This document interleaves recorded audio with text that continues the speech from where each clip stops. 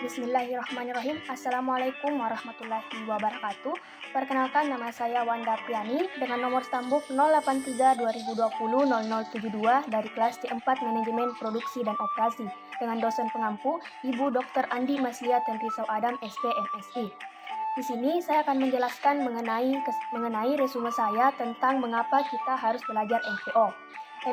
MPO itu sendiri terdiri atas 3 kata, yaitu M, P, dan O, di mana M adalah manajemen, P adalah produksi, dan O adalah operasi. Di mana manajemen ini berbicara tentang manajemen, berarti kita berbicara tentang optimasi sumber daya manusia menjadi suatu atau sesuatu yang bermanfaat atau dikenal dengan konsep efektif, efisien, dan produktif.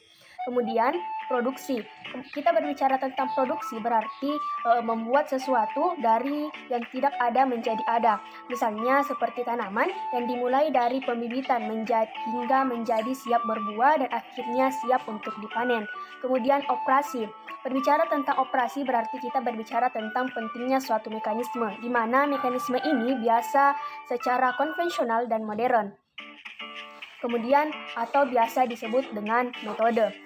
Metode ini atau di dalam metode ini beberapa proses, yaitu terdiri dari input, transformasi atau manajemen, dan output atau produk atau pasar.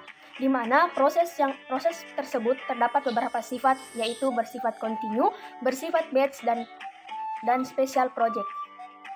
Mempelajari MPO itu sendiri sangat penting untuk kita, yaitu untuk memahami suatu konsep hulu sampai hilir.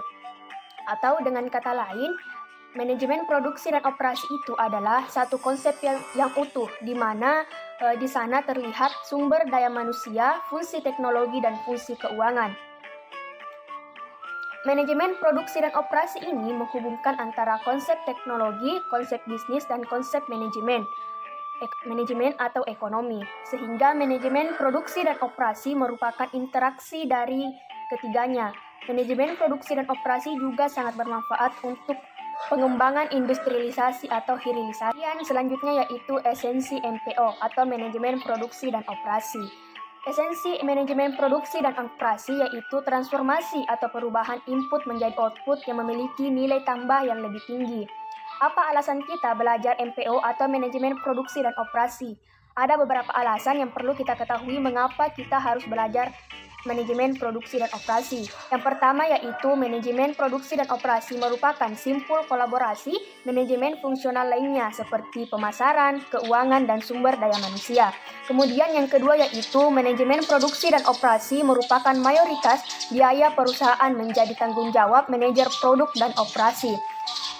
Seperti tenaga kerja, bahan baku, dan konsumsi energi. Kemudian yang ketiga yaitu manajemen produksi dan operasi merupakan mayoritas aset perusahaan menjadi tanggung jawab manajer produksi dan operasi berupa pabrik, mesin, dan peralatan besar lainnya. Kemudian yang keempat yaitu manajemen produksi dan operasi merupakan bagian lebih dari separuh aktivitas primer dari suatu perusahaan atau organisasi yang dimulai dari pembelian bahan baku, produksi, hingga distribusi menjadi kewenangan dan tanggung jawab fungsi manajer produksi dan operasi. Kemudian yang kelima atau yang terakhir, manajemen produksi merupakan kepuasan pelanggan sebagai ultimate goals menjadi puncak dari organisasi, berakar atau bersumber dari quality, cost, delivery, dan sustainable. Di mana di masa yang sekarang suatu konsumen itu ingin membeli suatu produk dengan harga yang lebih murah, terjangkau, dan kualitas yang baik. Mungkin hanya itu yang bisa saya jelaskan. Lebih dan kurangnya mohon dimaafkan. Saya akhiri dengan ucapan Assalamualaikum warahmatullahi wabarakatuh.